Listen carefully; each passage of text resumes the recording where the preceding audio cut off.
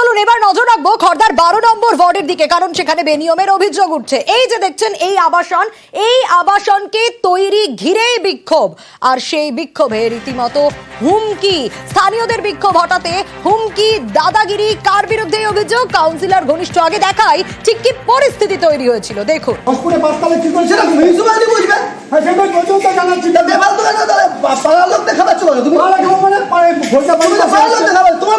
তোমার বাড়ি না কোথায়? আমার বাড়ি পাশের বাড়ি। কোথায় বাড়ি তোমার বাড়ি? আরে তোমার নিজে যখন ফ্ল্যাট আছে বলো, তখন তুমি কি করেছিলে? ভুলে গেছো তুমি? তুমি আমরা কিন্তু ভুলে গেছি বলে, আমরা কিন্তু কোনো কিছু ভুলে যাইনি। ওখানে আমি বলছি আমার পাশে আমার কোথায় বাড়ি জানেন না? আমার বাড়ি বলে জানেন না আপনি? নাম জানি না। হ্যাঁ জানবেন কোথা থেকে? আপনার বেশে পাড়ার লোকেশন নেই। ইয়ার কি মাছ নাকি? ছবি তুলে না। হ্যাঁ তোলা আমরা ছবি তুলো। আমাদের ক্যামেরা চড়াবে তো কই করতে পারছি না। আমরা ছবি তুলো। আমরা ছবি করতেছি। আমার কথা বলছি, আমি দেখেছি বলেছি। 10-11 ফুট রাস্তায় 5 তলা হয় না। চেয়ারম্যানকে জানিয়েছি, পাড়ায় মাস পিটিশন করে চেয়ারম্যানকে কপি দিয়ে রিসিভ করে নিয়ে এসেছি। তো 4 তলা ঢালাই হয়ে গেল, 5 তলা বাধ্য হয়ে আমরা লোকাল সবাইকে জানালাম, মিডিয়াকে জানাতে বাধ্য হলাম।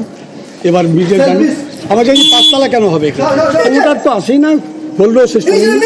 10 ফুটের রাস্তা, ড্রেন ছেড়ে 9 ফুট, এখানে 5 তলা কনস্ট্রাকশন কখনোই হয় না। কিভাবে পৌরসভা এটা দিল সেটা আমাদের অজানা। যেভাবে চারিদিকে বাড়ি হেলে পড়ছে এবং এটা এই রাস্তা দিয়ে কোনো দমকলের গাড়ি ঢুকবে না, ইনসিডেন্ট ঘটে, তাহলে কি হবে? লোকগুলো পুড়ে মরবে।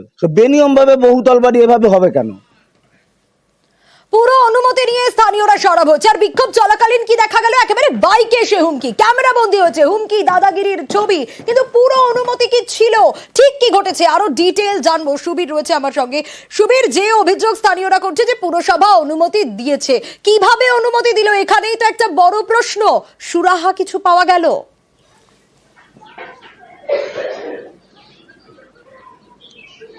হ্যাঁ দেখো, এই 12 নম্বর ওয়ার্ডের যে নন্দনকানন এলাকা, এইভাবেই কিন্তু বেআইনি যে আবাসন, যে যাকে ঘিরে এলাকার মানুষজন বিক্ষোভ দেখিয়েছিলেন, বা খড়দহ পৌরসভাকে বারংবার চিঠি দেওয়া সত্ত্বেও কিন্তু পৌরসভাগতভাবে কিন্তু কোনো পদক্ষেপ নেওয়া হয়নি, এমনটাই এলাকাবাসীর অভিযোগ।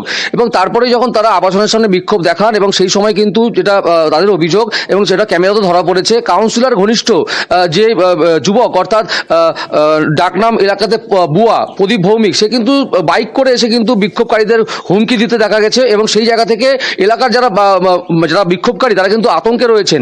এবং এই গোটা ঘটনায় কাউন্সিলরের সাথে আমরা যোগাযোগ করেছিলাম, তিনি কিন্তু পরিষ্কার জানিয়েছেন যে যেই ব্যক্তি হুমকি দিচ্ছে সে কিন্তু কাউন্সিলর তাকে চেনেন না। পাশাপাশি এই গোটা ঘটনায় পদক্ষেপ নেওয়ার আশ্বাস দিয়েছেন খড়দহ বিধানসভার বিধায়ক শোভনদেব চট্টোপাধ্যায়।